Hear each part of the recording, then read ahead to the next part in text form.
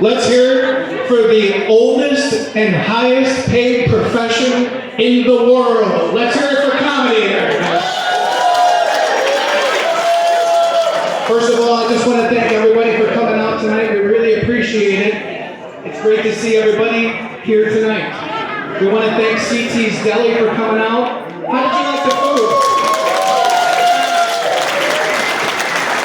Justin and Rhonda and all of the people here tonight, including Chef Tom, we want to thank you folks all very, very much. Thank you.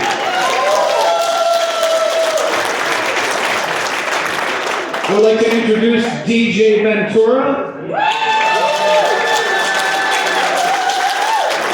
and his lovely wife.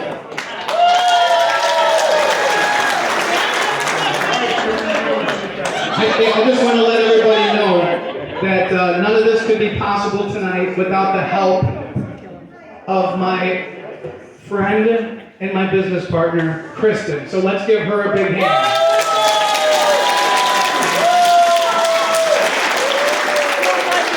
Okay, a couple of things. We're going to take care of just a little bit of business before we get to comedy, because that's my job, okay? So can everybody please take out your phones? We need everybody to take out your phones just to get started. And then what I need you to do, I just need you all to start sexting me. No, I'm just kidding. I'm teasing. Listen, what I need you to do, for me, please, if you like what you've seen so far and you want to keep up on all the new shows that are going to be coming up that we're going to be putting on, because this is our 4th show in 4 months that we put on. So what we'd like to do, thank you so much. What we'd like to do is we want to keep the momentum going and have you keep up upon all of everything we got going on. So please, on some of your tables, you're going to find Lanhito's Laugh Lines. I know that's a mouthful. Just go ahead and like us on Facebook. Yeah, and then I'll buy everybody a free beer tomorrow. That's the truth there, hey.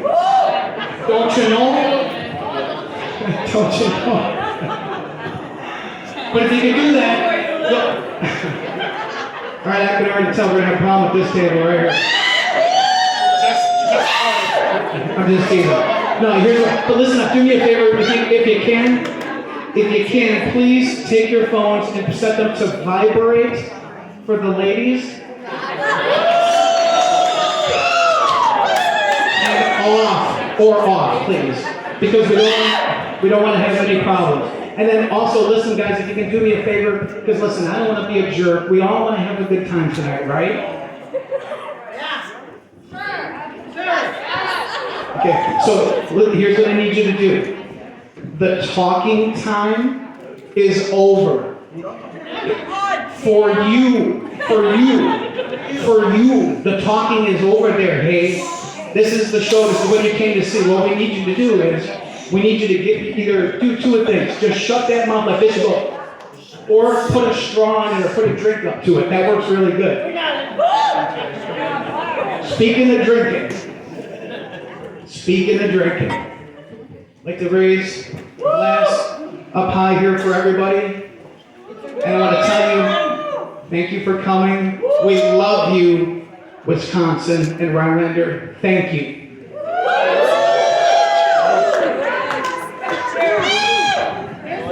Okay, so here's what we're going to do. We want to respect the comedians and the talents when they're up on stage. So if you can do us a favor, shut the hell up. Alright. Did I tell you about this table? Hey guys, you guys see this table over here? Oh, Christ. Listen, if a fight breaks out, it's going to be even fighting, so I didn't plan that. That's entertainment. You can't, you're just playing that what's going on. Okay, so here, listen up. Listen up. The show started. Shut the hell up now. Do us a favor. I don't want to get mad. We want to keep this fun. So here's what we're going to do, guys. A couple things we want to talk about. Now we turned our phones off. And I got to come over here and grab this. So guys, let me ask you a question. Hey, anybody here know that the Super Bowl's tomorrow? And the Packers ain't in it. Oh, too soon? Is it too soon? I don't care. Because guess what? You know what Carl Jung says? He says, until the unconscious becomes conscious, it will rule your life. So if you bury that Packer stuff way deep down inside, and I'm talking way deep down inside, it's not going to be good for you. So that's why I'm here tonight. We're going to have a little therapy about the Packers there, hey? That's true. Now here's what I'm going to talk about, see, because you don't know where I'm going with this. But here, is anybody here? Anybody here like Troy Aikman? Anybody here like Troy? No, neither do I. You know why I don't like Troy Aikman? Because, guys, I just want to let you know I'm going to start up a new Facebook group. You know what this Facebook group is going to be called? How to teach Troy Aikman how to say Green Bay. Are you with me on this? Isn't this ridiculous, this guy? Joe Buck isn't so bad, but then you hear, well, when I was in Green Bay when I was 27, hey, guess what? Troy Aikman. It's Green Bay. Are you with me on this? That's hilarious, isn't it? All right, so it's Saturday night. We're all here together in beautiful Rhinelander tonight. I want to talk about a couple things here that we can do without. Trust me, strap in for this. Number one is Cheddar News. Are you with me on this when I'm pumping gas? I don't need to hear about some crap that's going on. You with me? You with me on Cheddar News? Really? Did you hear that? I hear some of the stuff that they talk about, I don't care about. I don't care. Another thing I like to talk about. The temperature today is 18 degrees, but the real feel feels like it's minus 37. Are you with me on this? Isn't this ridiculous? They've corrupted the weather, guys. We don't know what the weather is, but you know what? Here in Wisconsin, we're pretty smart. We use our noodles there, hey, because guess what? We know when October, November hits there, it gets pretty cold there, huh? It's pretty cold out there, eh? That's right. December, January, it gets colder. That's right. The varying degrees of cold. It gets colder. I don't care if it's minus 47. It's cold. It ain't gonna get no colder. But the real feel feels like you're jacking around with me. I don't like it. I don't like it. Weather's weather. With me? What is it? The weather is trying to be transgender now? It's trying to be recognized as something else? Well, I want to be recognized as the real feel. This isn't working for me. I can see you're with me on this. I like it. Another thing now, for some of the folks that haven't been up to the North Woods there, folks at my table, we got somebody from Chicago there, hey? But I want to talk about... Go Bears! I want to talk about... Oh, sir, that is a joke. That is a joke there. And you threw me off there.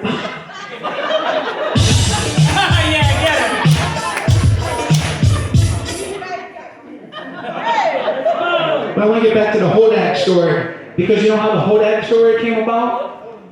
Some drunkard, a native of Rhinelander,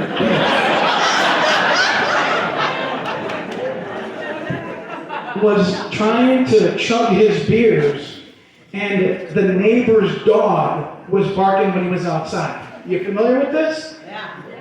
So this guy made up a story about the mythical creature of the Hodag, then that the Hodag was going to come and eat his dog if he didn't put him inside, because the Hodag. You with me on this so far? It's true, guys. Yeah, hey there. He wanted a couple more shorties from Rhinelander Brewery there, hey? Just want to drink in peace. But that's the truth. That is the truth. So for those of you who don't know, that's the mythological creature in the story of the Hodag. Hodag!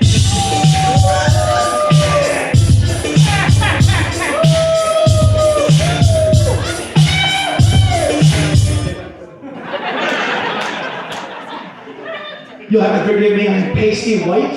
Hey, you know, this is white. Super white. You know what I'm talking about. I got no rhythm. You saw me? I can't dance. Now, I want to let everybody here know, folks, when you come to Rhinelander, I let everybody know about my friend. I got a friend. And when you come to Rhinelander, he's got the stuff. He's got the stuff that's going to make you feel real good. He's going to get you right feeling good, right again. But the best part about it, it only costs $20. That's right. His name is $20 Tony. He's my chiropractor.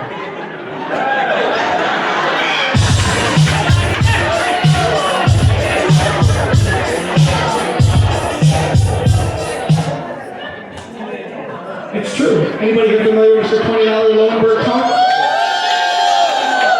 And guess what? He's not here tonight. He is not here tonight. No, he is not. That's because he's got a beautiful little daughter now that he's got to think about, right? All right, so listen up, ladies. I want to talk to you for a second because my next joke is going to center around you. Now, I just want to... Hey, listen, anybody want to come up here and do 5 minutes? We got some time. Listen up, ladies. I just would like to share with you that some of you are walking around and you're spending a lot of money on something that guys really don't talk about. We're talking about your eyebrows, okay? Yes, it's true. Because guys don't go, oh my God, did you see the eyebrows on that chick? We do not say that, just so you know. But ladies, I just want to tell you, you're going and you're paying big dollars, okay, to these estheticians, okay?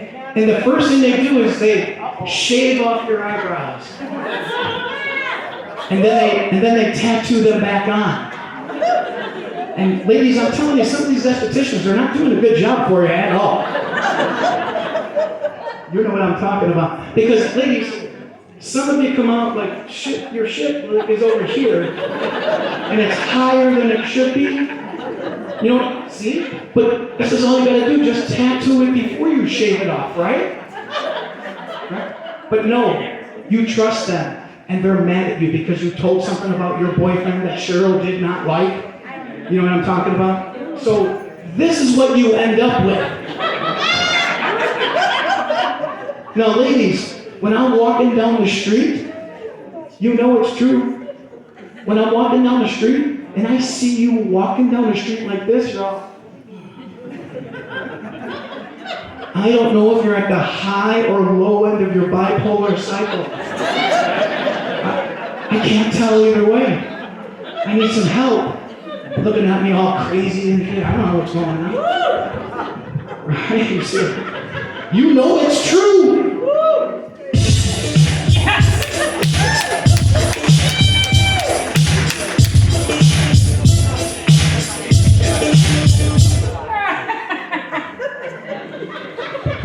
So I want to talk about Illinois versus Wisconsin. Because doesn't it always seem like Illinois wants to be like Wisconsin's big brother and think they're better than us? Right? And Illinois, let's face it, all they got is Chicago, right? That's all they got. And let me tell you what, the rats don't think it's so great in Chicago. Speaking of rats, let's talk about the Bears. Oh my God. I'm just teasing. No, you know, they like to compare things, right? So Chicago, Illinois has the Bears, and we have the Packers. Right? That's right. Chicago has Killings. We have fish fries. DJ Ventura.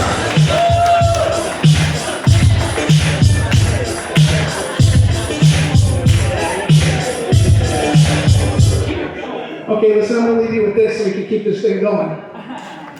A couple of things I would like to talk about, guys, is one thing with COVID-19.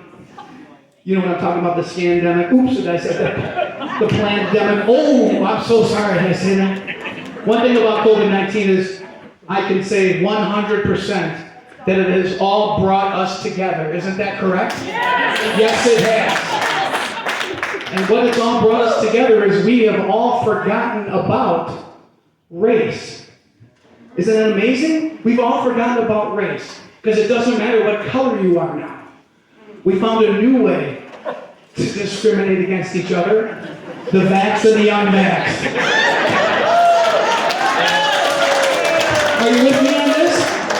Ladies and gentlemen, I want to tell you, we can defeat racism because I do not understand how there can be racism when we're all the same race. All right, that's my time. Let's hear it for me.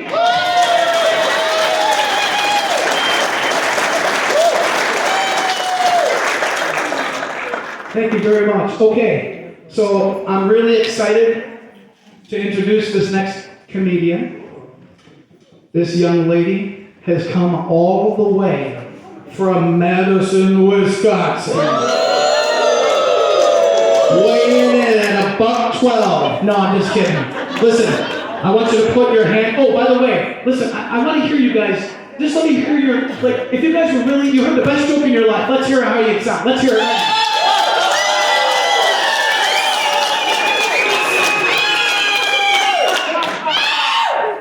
You didn't sound like that for me.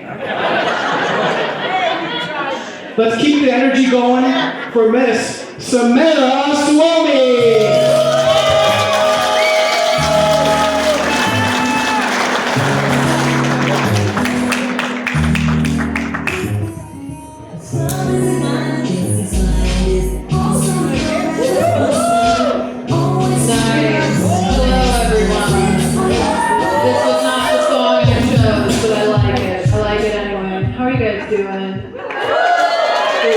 Cool. A lot of thin blue hairlines in this audience. I love it. If you guys didn't like that, that was for your wives. That was a joke for your wives. Hello. I know I was the topic of discussion at everyone's table at least once today. That is because I wore a mask. I get that. Just so you know, even though you can't see my mouth, I can see yours. So that is, I feel like you guys thought hide and seek was like, they can't see me. You know, that's fine.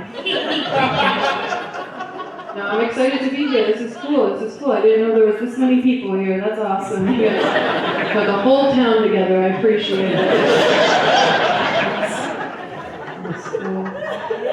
So you guys already know something about me. I love wearing masks. Another thing I love is to tell people that I have double D's and let them find out on their own that I meant depression and diabetes.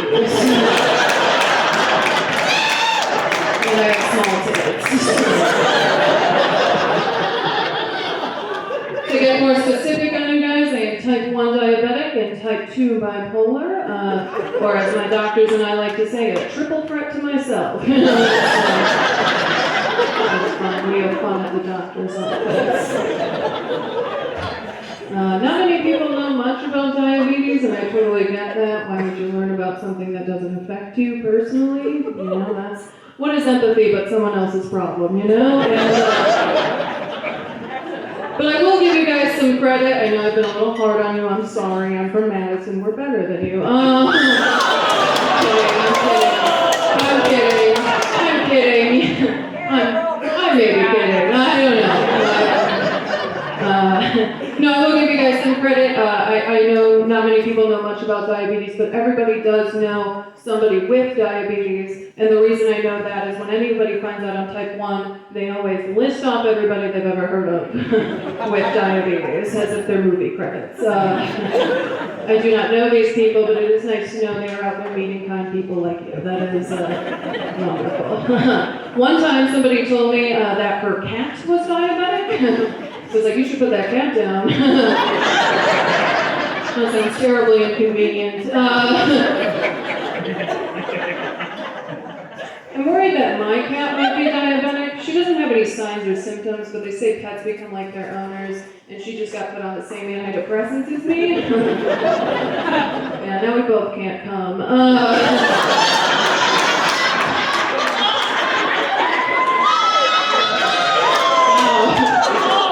You guys really don't want me to come, do you?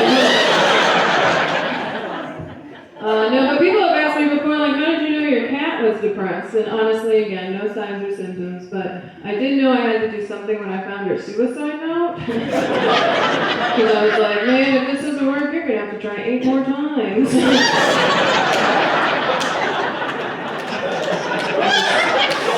Don't have that kind of money right now.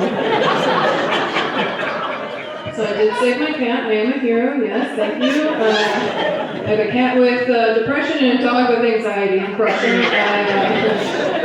But like any responsible white woman with a dog, I did get my dog an anxiety vest. That's something I did to help him out.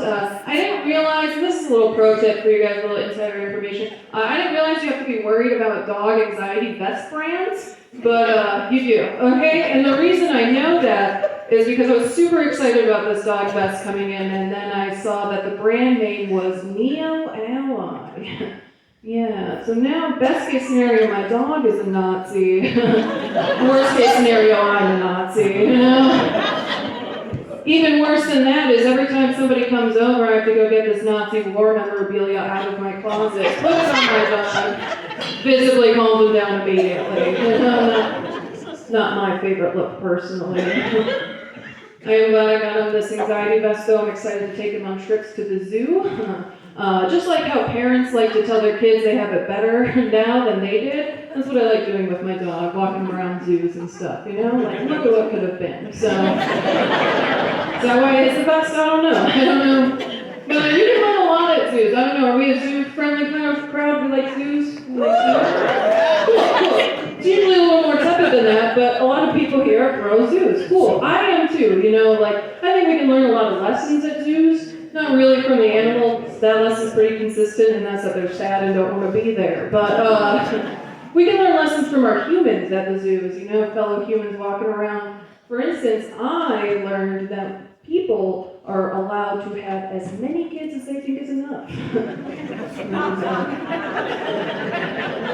No one can really agree on the answer, you know? Some people think none, some think 11 anemic kids and 1,800 clothes is the answer. That is, there's a median somewhere, we just haven't found it yet. I personally think if you have one child on a child leash, too many kids, you know? That's just too many. Something I like to do when I see kids on leashes is I like to pretend that their parents are blind, and those are seeing eye children.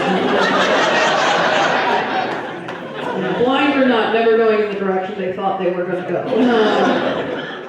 But that game gets a little tricky, you know, like how far is too far to play that game, you know, like if we keep kids on leashes, are we just going to have to start having on and off leash parks for kids, you know? What happens if like 2 anxious children meet on a leash, you know? Parents are just like, hey, I would love for them to play right now, but this usually works better if they sit down first. Maybe let them sniff each other, I don't know. Also, if you keep them on the leash too long, they just become e-girls, so. If you don't know what e-girls are, those are webcam prostitutes. So we support them. I love that business. I personally don't want children. You are welcome. I don't really want kids, mostly because they can just like say whatever they want. I think that's fucked up. I think you gotta earn that right a little bit, you know? And the reason I don't really like that is I have some first-hand experience with kids saying whatever they want because I used to teach children how to swim, or at least that's what I told their parents. And one time when I was changing in the family locker room, this rogue 3-year-old boy came up to me and just shattered my world with one simple question. He asked me, hey, where did your penis go?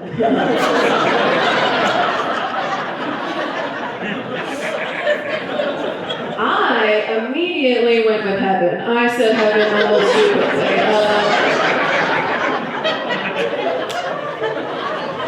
I don't know, figured I'd change my own religion real quick, you know? Let's teach you more than swimming today. No, but I figured like he'd go home one day, maybe his mom was just like, hey son, your goldfish died, I'm so sorry, but don't worry, he's in heaven. And he's just like, you mean with my weird swim instructor's penis? And she's like, tell me me in great detail what you mean by that. I understand like moving back. I know I probably should have asked more questions, like, probably should have been like, hey man, you good? Are you safe? How many little penises have you seen? How many little vaginas have you seen? And why did mine look like it should have been a penis? What is your professional opinion, tiny doctor? I also personally don't really know where my penis went. I've been thinking about it since then, I have no idea. I figure, though, there is one person in the world who could answer that question of where did your penis go, and that is Lorraine Bobbitt. My people, we have some fans. If you do not know who Lorraine Bobbitt is, she's a feminist hero we all deserve. Feminist icon of the 90s, Me Too pioneer, we love her. Thank you, we love her. If you do not know, she is famous for cutting off her husband's dick. That is what she is most famous for. What she is less known for is she is actually the inspiration behind the hit game Bop It. Yeah. Used to be way more steps. You just have to pull it, flick it, twist it, bop it, off with a knife. Drive it, throw it, hide it, cover your crime, Say he cheated, flip the narrative, let's go. And then we started prescribing kids Adderall, maybe like shorten the steps, so. We got the game we got. Speaking of games, I think that we should find a game/dating show for